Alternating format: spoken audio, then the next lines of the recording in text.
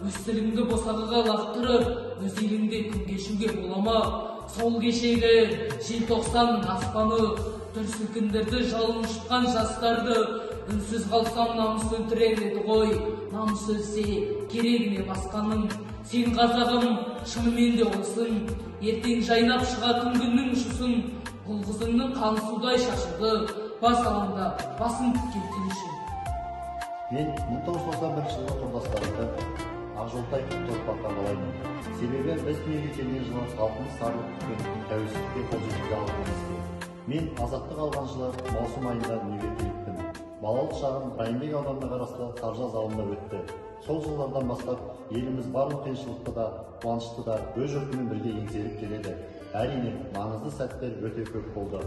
Бүгінде өзім қызмет атқарып жатқан Саржаз кәсіптік техникалық колледжінде өндірістік оқу шебері болып жұмыс істеп жатқан жайым бар. Елбасымыз айтқандай, болашақ білімді ұрпақтың қолында. Сол ұрпаққа білім беріп, болашақ еліміздің тұтқасын ұстайтын азамат болып шығуына өз үлесімді қосып жүргеніме мақтан етемін. Тәуелсіздігіміз тұғырлы, мемлекетіміз ғұмырлы болғай.